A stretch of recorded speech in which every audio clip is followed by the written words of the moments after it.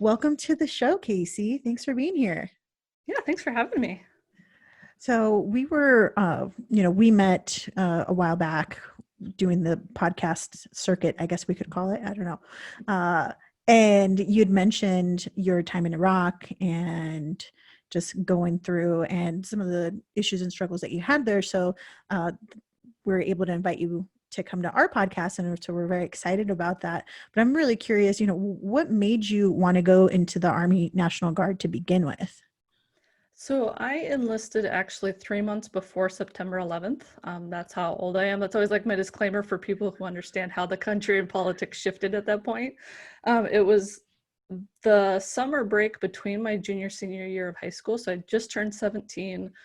With parental permission, you can join the military at 17, turns out. And my goal in life was to be a civilian cop, but I was still so young. So I was like, well, join the military as military police.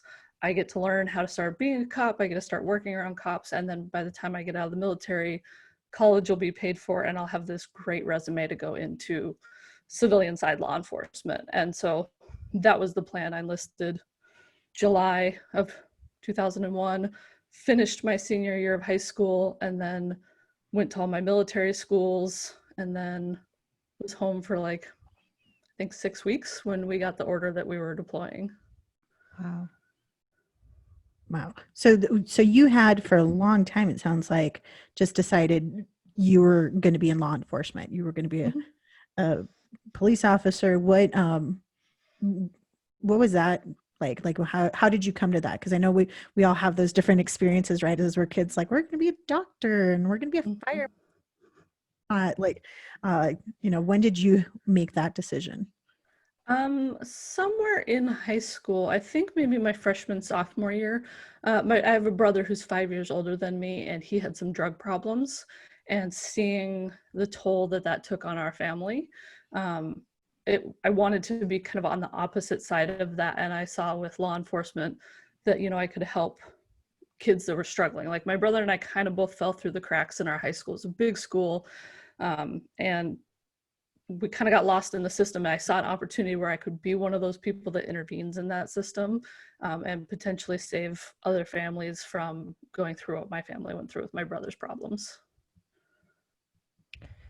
So it sounds like you got deployed relatively soon after enlisting. What was that like, knowing that you got those orders and you were getting shipped out? I honestly did not wrap my head around the severity of what was going on until we had actually already been in Iraq about 3 months. I came from, other than my brother's struggles, I came from a pretty sheltered, very stable upbringing. And I didn't join a wartime military. I joined a peacetime military, even though that changed so quickly. And like women didn't serve in combat. And the type of military police officer I was, there's two types, and we're designed to be law and order, not to serve in combat. And so it's just this really surreal thing of like, okay, we're going. And actually, when we left, we were only at war in Afghanistan. And while we were in Georgia and even while we were in Kuwait, we didn't know that war in Iraq had started because we were on media blackout. And so we didn't know where we were going. We didn't know there was a whole new war.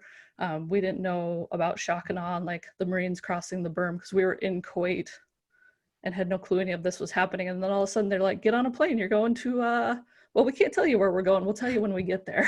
And they dropped us off on the middle of a tarmac at 2 or 3 in the morning, and the plane left. And we sat there till dawn, not knowing what country we were in. And a convoy pulled up at dawn and they said, welcome to Baghdad, get in the trucks, let's go. And it never sunk in like what was going on. And at this point, you're still 17 or 18? I turned 19 in Kuwait right before we went north to Iraq. Okay. And what was that like, just kind of not knowing where you were going? That was the hardest part, was just not having any information. And information changed so fast. So like before we left the US, they were talking about Bosnia, and then all of a sudden we were talking about Turkey, and then they gave us desert colored uniforms. So that was kind of an indicator. And it was just the for me, and I also had never been home, away from home, more than 4 months. And Yeah, it just was hard to not know anything. That for a long time, that was one of the hardest parts of it. And I think in some of the research, you're also from a small town, right? Yeah. Yeah. How many people in your small town? Not counting college students, it was around 20,000 at the time. And then when the university was in session, it'd be like 35,000. Like that, the university was that big that it swung the population on the town. Yeah. Okay. So you're going from that to halfway across the world and not getting any information. That definitely sounds like it was hard. Yeah. Yeah. And it was interesting too at the time. My brother was living in Portland and he was protesting the war. And actually, while I was in Georgia getting ready to go overseas, he was arrested for leading one of the biggest protests in Portland against the war. And the Willamette Valley News called me. We made arrangements for me to be able to talk to them on the phone. And they were kind of looking for this big like family conflict, like liberal versus, the protester versus the soldier. And I'm like, I am so proud of my brother for doing what I am fighting for his right to do. And he was proud of me for being willing to put on the uniform and go do this thing. And so it was like this like kind of weird moment to kind of leave on that, all right, here's what we're doing. Wow. It sounds interesting though, because you had an opportunity to support each other, even though everybody wanted you to fight.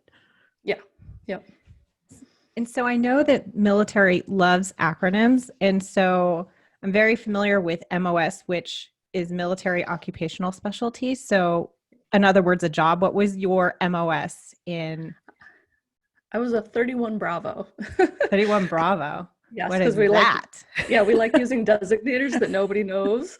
And I don't know anybody else's designator. They're like, oh, I was a such and such. I'm like, so what was that? Yeah, I was military police.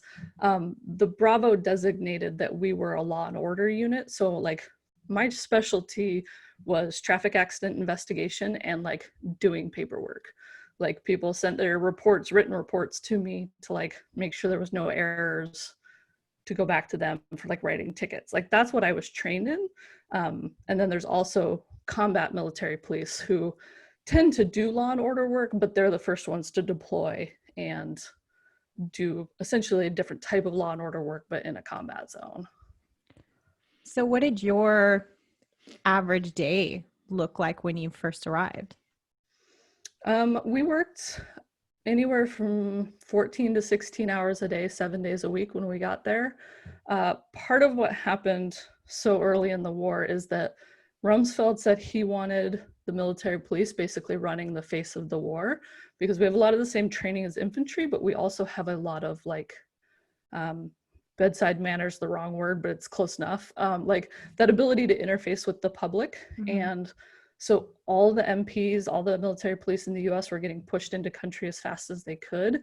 And we were backfilling for a unit that had already been there a couple months and hadn't had a day off. So essentially we started filling in their space until more backup came to where we could take a break. Within that, I was a turret gunner. So the person that stands out the top of the Humvee with the big guns, that was my job. We did mostly personnel security. We took, later in the deployment, I was on my commander's escort team. So we got people to where they needed to be safely, kept them safe while they were there, and then got them home back to their base safely is primarily what I did. And so that typically, I mean, it was just, you kind of wake up and you take them from point A to point B. So what happened on that fateful day? So it always reminds me of the movie Black Hawk Down, because it was supposed to be our day off, not in how crazy it got. It definitely did not get to that level of crazy, but it was supposed to be our day off. And then we get a like 6:45, they wake us up and like, hey, the commander's got to run and do this thing. It'll be like a 3-hour mission. The rest of the day is yours. Like, we won't even make you clean the trucks. And we're like, fine. So we rounded up like our minimal amount of gear. And like, if you watch Black Hawk Down, it used to be one of my favorite movies. There's a scene where he's like, one of the guys is pulling out his night vision goggles and they're like, oh, you don't need that. Well, like, we're not gonna be gone that long. And we did the same thing. Like, we didn't pack lunches. Like, we got our basic gear, 3-hour mission, no big deal.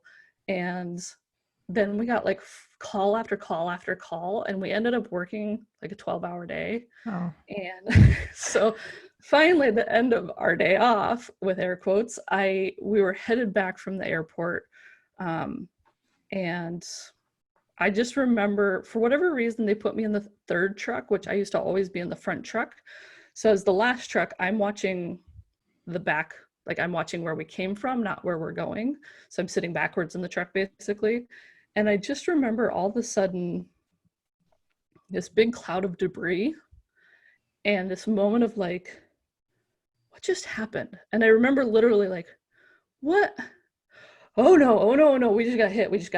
What do I do? What do I do? And I, like, as a turret gunner, you sit kind of up above the truck, and I didn't want to look down because I was afraid my teammates wouldn't be there. And I did, and they were okay. We had just gotten the up armored trucks, the heavy duty trucks, which I think is the only reason we didn't have like major casualties at that explosion. And everybody was fine. I mean, there was no major injuries on site that we found, and we got ourselves out of the situation. We had to wait a couple hours for tow trucks to come out and get us because one of the trucks took shrapnel up underneath and was struggling to drive, and we had a bunch of flat tires. And but yeah, it just was this split second of 1 minute we're going down the road. It was a typical day. I was trying to figure out if I wanted to have mac and cheese for dinner or if I was going to actually shower and go to the chow hall to eat dinner, like listening to music, just like doing my thing. Like, you know, the security is built into me at this point while I'm, you know, watching what's going on. And then the next second, like everything was upside down. Figuratively, not literally, but. Wow. When you said you were scared of looking down, what was that like? It's kind of, it's such a surreal feeling to explain. Like I can even feel it as we talk about it. And it's kind of a mix between like anxiety, terror, and just like Schrodinger's cat. Like if I just don't look, it can't be a bad thing. But I have to know, like, if my driver is alive, because we have to move this truck from the spot we're sitting. And so to look down and see my team leader and my driver were both alive, and we happen to have another guy from our company just riding along for the day for fun. And I remember him getting out of the truck, and he walks around to where he can see me, and he looks at me and he gives me 2 thumbs up. And I literally, I was like, oh, I don't know if I'm hurt. And I literally pat my hands down, like my arms and my chest, and looked to make sure there was no blood. And I gave him 2 thumbs up, and he got back in the truck. And because at this point, there's so much debris in the air, you can't see past the hood of the truck either. So we didn't know if our second truck was right in front of us or a mile ahead of us. And so there was this, like, in reality, maybe 20 or 30 seconds. But in the moment, it feels like a lifetime of they're okay, I'm okay, we need to get out of this situation. Slowly creeping the truck forward, so if there is a truck disabled in front of us, we don't hit them.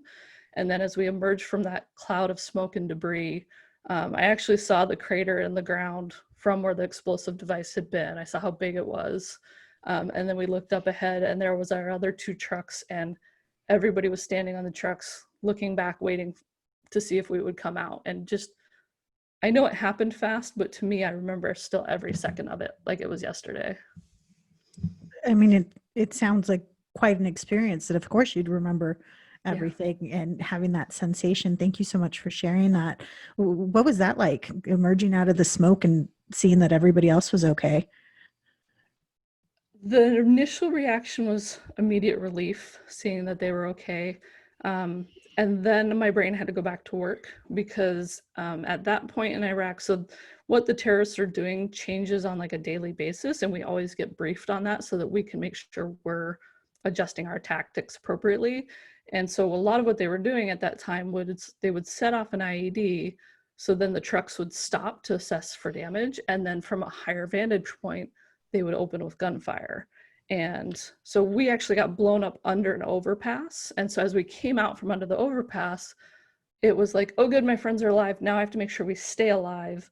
And I flipped my weapon to fire, and I started scanning the area looking for a shooter to make sure we wouldn't have a second problem. And fortunately we didn't. There was nobody waiting for us on the other side of it, but it was relief and then back to work. And then while we waited to get the trucks fixed, it was all work because we have to make sure we stay safe while our trucks are disabled in the middle of this situation.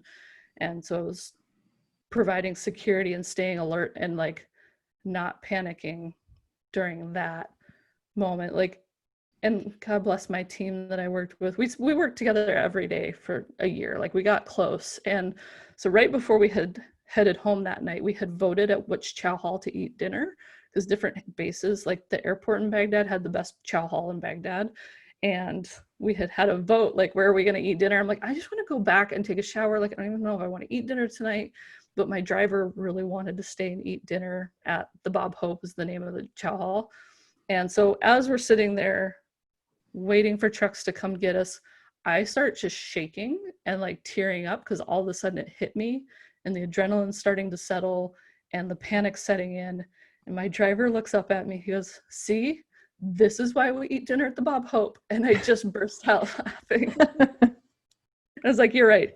I'm so sorry. Next time we are eating dinner at the Bob." And like to just be able to like see me and grab me from that edge of panic and just like let me reset until we get back onto base, until we're safe, and then I can let it all go.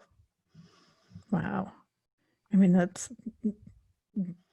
an experience that I know for sure I have not shared, and just thank you for sharing that. But one of the things you mentioned though was, you assessed your body and everybody was physically okay, but that's not the whole story, right? Right. So by the time we got back to camp, they had medics come check us out real quick. One of my ears felt like it was packed in cotton. Turns out I've got some hearing damage on that side now from the pressure of the blast. And then I started having pain in my shoulder, and we didn't think much of it. And then like, I remember if it was that night or the next morning, my forearm and that like big muscle along your thumb wouldn't stop spasming, and my shoulder started to hurt really bad. And so I went back to the medics, and eventually I lost feeling to my left hand. And it turns out that I got slammed down. So if you ever watch like the Mythbusters, you see the explosions and like you can see that shockwave ahead of the actual explosion. Well, we got hit in an underpass. So that entire shockwave went up and then came back down.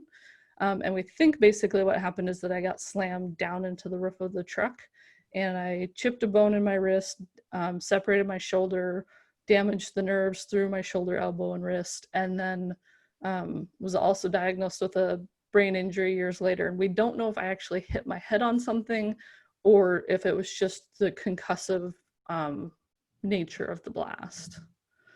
And so that diagnosis came years later? Yeah, it took 3 years to get the brain injury diagnosis. Wow. I wasn't even screened for a concussion. Like, this was so early on in the Iraq and Afghanistan wars, we didn't know that this brain injury thing was going to be part of our legacy. So they didn't even screen me for a concussion. Like, they checked me for shrapnel, they checked my ears, and they sent me back to work. And so it wasn't something we were monitoring, and it wasn't till years later that my mom kind of tripped over some information that explained some symptoms, and we went back to the VA and they diagnosed it. What were the symptoms that your mom had noticed or stumbled on? So, my behavior had changed rapidly. Like in high school, I was the most laid back person. Like my motto in life was, "It's all good. We'll figure it out. It's all good." And I was really quick to anger. There was some memory things that I wasn't seeing at the time. It's hard to know what's wrong when it's such a subtle shift. Like, I ended up flunking out of college after being an A, B student at high school without even trying. And I thought it was because I was too stupid for college. But so little things like that, like PTSD has some effect on things like memory and personality, but these were more profound than that. And my mom works with the DoD, Department of Defense, and they were working on some technology related to screening soldiers for brain injuries. And so she's reading these reports and she's like, these symptoms are most commonly post-traumatic stress. These symptoms are most commonly brain injury. And my mom's like, "Oh, that's it." And then once I got tested, I started seeing other things that I hadn't even realized were a problem. All of a sudden now I could see them because now I understood what was going on. And what was that like? Finally understanding that, hey, this isn't. I'm not dumb in flunking out of college, or that there's actually something going on with your brain. What was that like? Oh, such a relief. And same when I got diagnosed with post-traumatic stress, to finally have words for what was going on to explain to people. With the brain injury, it was even bigger for me.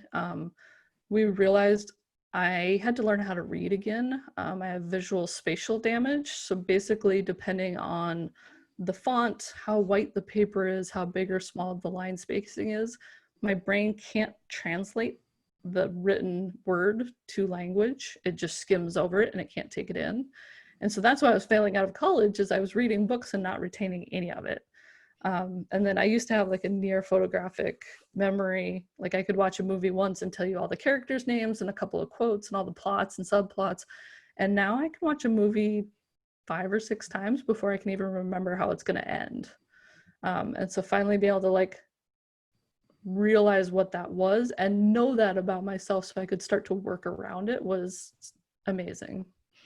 So what I'd like to do, just because I work with a lot of clients who have traumatic brain injury, so I know a little bit, not enough to be an expert or anything, is it that period of time before you got that diagnosis, had you noticed these changes in yourself? I mean, you noticed the flunking out of college. Like, what other things had you noticed? Mostly it was the flunking out of college. The reading one that clicked immediately as soon as I talked to the neuropsychologist. Like some of them, I kind of knew there was a problem, but I didn't realize the extent of the problem until someone pointed out to me. And my situation, a lot of it too, was complicated by the fact I was also dealing with pretty severe PTSD symptoms at that point. So when you compound insomnia on top of a brain injury, it makes the symptoms of both worse. And I was more paying attention to the panic attacks and the nightmares. So these were kind of more subtle symptoms, and it was just easy for me to overlook them in the face of everything else at that point in time. I have a few questions about just coming back to your service. So how long between when that attack happened on you to when you were finally, I guess, honorably discharged from the military? I did 3 years. I finished my 6-year contract. Oh, you did? And Yep. so what was your relationship like with the military after your incident? Rocky. I think that was one of the harder parts of my injuries early on, is because there was no shrapnel injuries. I actually chose to stay and finish my tour. We knew we were going home any day. Like we knew we were there less than 3 weeks. And where we were living, the most advanced technology we had was X-ray. And so we took an X-ray and like nothing's broken. And so the doctor said, I can ship you back to Germany and we can find out exactly what's going on, or you can stay and finish your tour. And 4 days before I got injured, my friend's little sister was killed in an attack. And then a few days after I got injured, our chow hall was hit and a couple of my friends were severely wounded in that. And it was like, after the year we had had, I wasn't going to voluntarily walk away from my team just to go get a Band-Aid, essentially is how my brain looked at it. Mm-hmm. So because I stayed and finished my tour, then later on when we realized the extent of the nerve damage, I don't think a lot of people in my company took me seriously. And it was kind of oh, suck it up, you're just a little girl. So it created a lot of animosity. And I wanted out, but at that point, like I had a contract to fulfill. And I just kind of suffered through the next 3 years till I could get my honorable discharge and get the hell out of there. No, I was watching your TEDx talk. Brilliant, by the way. Thank you. And so I know that you fought to stay in, and then you kind of fought with the military afterwards to even recognize, right? It wasn't just your squad that didn't recognize your TBI, but also the military. So can you talk a little bit about what that fight kind of like entailed and what resulted from it? Most of that fight entailed a lot of paperwork. Mm. Once we knew, I like confirmed I had injuries, and I had been told shortly after the attack that I had been put in for a Purple Heart. And when we got back to the States, immediately they do these big family welcoming home ceremonies, and they hand out kind of the last of a bunch of medals. And I expected to be presented it then, and I wasn't. And I found out that I had not been put in for one. And yet I sustained wounds in combat. And turns out, I didn't know at the time, but turns out they're going to be lifelong injuries, things that aren't going to heal up. And so I ended up fighting with, not even so much fighting with the military, but I had to go back and find all of the records from that bombing. I had to find all of the witness statements from the guys that were in my truck, the guys that were in other trucks, from the doctors that I saw before we left country. I had to get my senator on board to help me out to submit it to the Department of the Army. And then in my chain of command, one of our officers who did not deploy with us, I got him to understand the situation and him to help sign the paperwork. And so it was about 3 years after I got home, my Purple Heart showed up in the mail one day. Congratulations. And do you believe that you were not put on that list because I think, like you had mentioned earlier, there was no physical, contusions, no bleeding per se. Do you think that that's why you perhaps weren't added onto the list? Yeah, I think so. I think a lot of people believe that I was just being a dramatic little girl.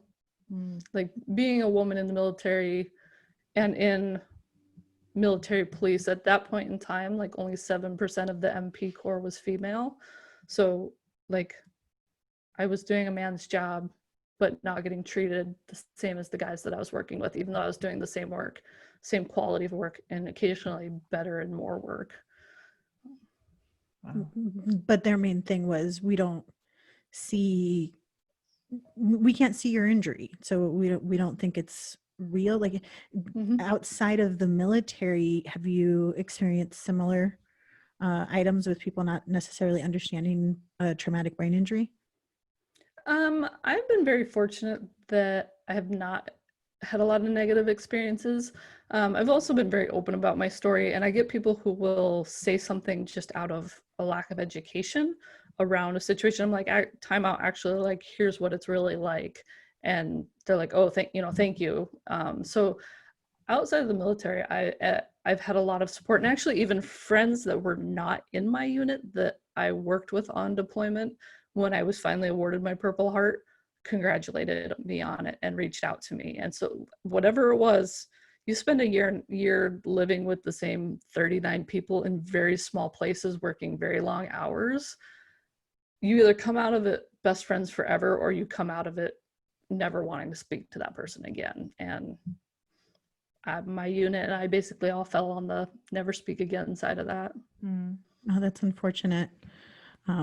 When you returned home, and I'm just I took some notes from your video, and you mentioned how you suffered from depression, anxiety, insomnia, and that you walked away from your faith. What helped propel you onto a path of healing and wellness?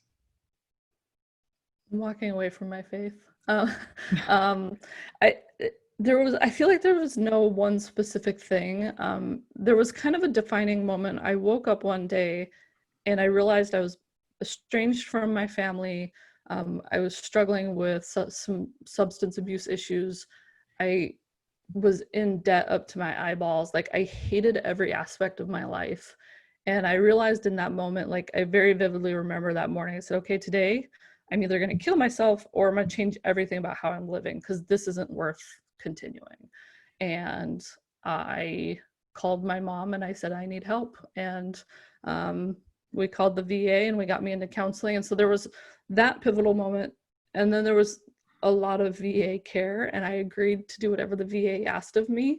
So I was in individual therapy, group therapy, occupational therapy, physical therapy, had all the therapists. And we finally found a medication cocktail that helped manage my anxiety, my depression, that allowed me to sleep, that managed my pain. And another moment in there was I met a gal who I'm still friends with, and she said, once you find all medications have side effects, but she said, once you find a medication combination you can stand, don't change anything for a year. Stay on those meds and do the therapy, because what happens is when your brain is out of chemical balance, it's hard to do the therapy and get the benefit. But when I put my brain into chemical balance and take care of that, even if it's quote unquote artificially with pharmaceuticals, then I can actually pay attention and reap the benefits of therapy and what that modality is doing. And so that became another pivotal thing. And in that, I really struggled with this kind of circle back around this bigger question of like, why is it okay with my God? And I was raised in the church. I actually wanted to go to seminary. I wanted to become a chaplain in the military. Why is it okay that my God says I can go and invade your country and kill you and it's justified, but if you try to kill me in the name of your God, you're a bad guy? And like my friend's little sister, Michelle, who was killed, was one of the most amazing humans you'll ever meet. Like on her days off, she went to the orphanages in Baghdad and held babies. And she found one of our stray dogs that had the mange, and she got that dog healthy and shipped it back to the United States so it could have a happy life. Like, and she was the one who got killed. Out of all of the schmucks in our unit, you know, she was the one we lost. And I just couldn't reconcile what I saw, what I heard, what I lived in Iraq with what my faith had always taught me. And so I started exploring other faiths at first. I looked at Judaism. My dad was Buddhist. I went to temple with him a few times and looked into Buddhism a lot. And I kind of stumbled over humanism and secular humanism. And one thing led to the next. And this was like a 5-year process that I realized I don't believe in a higher power anymore. And I feel like there was a correlation of when I stopped looking for answers outside of myself, when I stopped looking to a God for the answers, and I put all the responsibility on me to deal with the ramifications of what happened to me, that's where my recovery really started to take solid root. That's awesome. So I know you talked about reaping the benefits of counseling. So how sounds like you've had a lot of, I mean, dare I say, come to Jesus moments, but you know, I mean, some hard talks, right? Yeah. But Absolutely. how has your life positively shifted since you started counseling? Oh, every way. Early on, it was being able to sleep through the night without nightmares, or being able to, there's some therapy modalities where you actually kind of learn to sort of manage your nightmares, where you're in that like half awake state. And so like learning to sleep again and not fear my sleep was huge. And then like each therapist, I've been through quite a few therapists because it's been 16 years. Each therapist kind of helped me at a different stage. I had one therapist who finally helped break through to me that I was in a very emotionally abusive relationship, and I couldn't continue to recover from my PTSD if I didn't get away from this man. And so stepping away from him and her celebrating that with me. And the therapist that I've worked with more recently, like he's helped me through, it's interesting because when you look at therapy now, the VA sometimes kind of asks why I'm still in therapy, but like, so we're talking about, because my husband and I have also gone through major infertility issues, and my husband's currently dealing with cancer, or is cancer free, but dealing with the ramifications of that. And so like, that's what my therapist and I talk about. But the reality is PTSD has left me with this worldview that everybody's dangerous and everything's trying to kill me. And so I catastrophize really fast. I spiral the worst case scenario really fast. And so like my more current therapy is we're talking about what's happening today, but with this undercurrent of this is where my brain is coming from. You also talked about in your form the pursuit of evolution framework that you developed. Now, how did that emerge? How did that framework emerge, and what is its purpose? So I have done, for probably the last 10 years now, I've done a lot of public speaking. Oddly enough, the TEDx was one of my first public events, whereas that's usually like later into someone's career.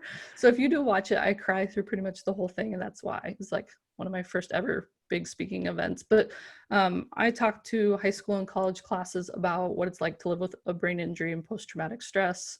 And then I've started talking on, what it's like to be a woman in the military, what it's like, I've talked to the the Unitarian Church about what it's like to transition from Christianity to atheism. And through all of that, I started realizing there was these kind of things that kept coming up. And then I was asked to do a keynote for actually a business entrepreneurship conference. And I was like, well, how do I tie Iraq into that? Because that's what I usually talk about. I was like, oh, here's the 7 lessons I've learned from being blown up. And a friend of mine was running the event and she's like, well, what do you want to name your talk? And I'm like, the 7 life lessons I learned from being blown up. And she's like, okay, we'll roll with it. And it just stuck. Like, I now have it on a poster on the wall in my office. And I realize both in business, it's an incredibly powerful 7 lessons. And in life, when my husband and I had dealt with the infertility stuff, I applied all these lessons. As we deal with the cancer stuff, I apply all these lessons. As I run my businesses, I apply all these lessons. Well, now I have to ask, what are the lessons? So this is also why I have them on a poster, is because I have brain damage and no memory. So I sometimes have to cheat and look. Number 1 is owning your own story and dealing with it. Number 2 is that there's no right way to live life, to run a business, to heal. There's no right way to do any of it. Number 3 is baby steps. When it's all too big, slow down and break it down into the ittiest, bittiest, tiniest baby steps. Number 4 is face it, and then face it again, and then face it again. I can attest to the fact that bottling it up does not work. There's research that actually shows bottling it up doesn't work. So we have to start facing whatever it is in life. Number 5 is find your spark. So a lot of people talk about find your why, which is kind of bigger and deeper. It's usually our family, things like that. The spark is like, what's going to give me the energy to do this today? So my spark is teaching other people and seeing the light go off when something makes sense to them. That just lights me up like nothing. I mean, talking about business lights me up like nothing. Like, that's my spark. My why is totally different. Number 6 is finding your strengths and leaning into them, and then knowing your weaknesses and finding ways to work with them. I don't believe weakness is a bad thing. We all have stuff we suck at. So instead of beating yourself up for it and trying to fix something that doesn't need to be fixed, find the person, the software app, whatever that will help compensate for the weakness. And then the last one is to never stop learning and growing. Like, you will always be evolving. Cindy and I are scrambling to write this down. We're like, this is genius. This is fantastic stuff. But I mean, when we get each of these is probably its own, episode in and of itself. Yeah. We're just kind of talking about that. I am working on the book, The Pursuit of Evolution. I don't know if it'll keep that title, but the book. I was like, I don't know. I like the title. I think it's pretty catchy. I think it'll stay. But yeah, the book is in the works because I can spend hours on each point. Yeah. Yeah, I mean, of the ones that stood out to me the most right now is basically the finding your spark, because I am about the why, right? But what I love about what you said with it is it really sounds like find the spark today. What's it going to make you tick today? And it's about being present and mindful, and because really those are the things that make up our everyday life, right? You want to be able to enjoy that one. So that's the one that stood out to me the most. What about you, Melissa? No, it was actually, that was the one I highlighted, underscored, circled. I do like the find your spark, because I think the energy that whatever, comes up for you, I think that's what's going to drive you to make those changes you want. Right. And so I think oftentimes we try to force change when it's not really something that we really want. So I think finding that spark, what is it that sparks you? I love that. Yeah. Absolutely love that. Cool. No, these are very cool. So thank you for sharing those with us. Absolutely. I look forward to the book. I think that's going to be really interesting information. Wow. Okay. Where would you like to go from here? I don't even know. That's such a great spot. Right? I guess we can do the signature questions. Yeah. Yeah, we can go ahead and do that. All right. So we ask all of our guests this, which I don't have on my show notes. Why didn't I put them on the show notes? I was trying to remember if this was on the sheet. If I've been asked this, have I been warned what this question is? Yes, you have. There we go. And there's no right answer. No, that's even better, right? That is It's even better. Right. So this is what we ask everybody. So reflecting, there's two questions. Reflecting back, what would you tell your younger self?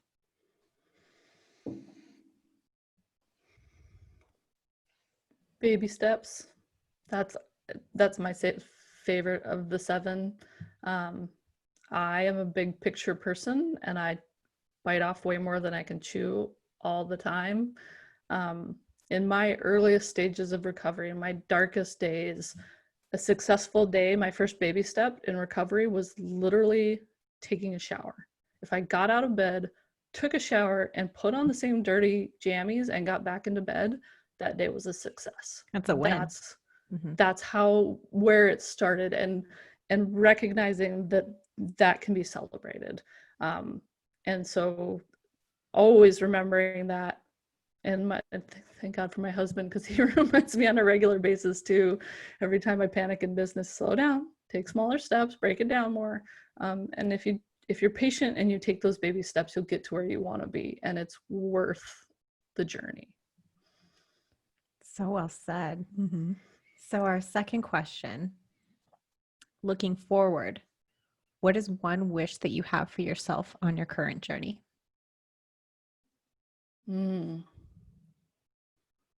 Gosh, I wish I could remember what I just said earlier.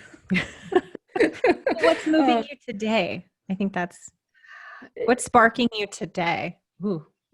Yeah, there you go. Throw it back at me. Is getting to continue to teach people. I mean, my business, I don't go by teacher in my business title, but that's the root of what I do, is I teach people how to run businesses, and I love seeing the light click. I love speaking on stage and showing people that they're not alone, and whatever it is they're struggling, there's somebody there who's been through it too. So being able to continue to share that. Awesome. Yeah.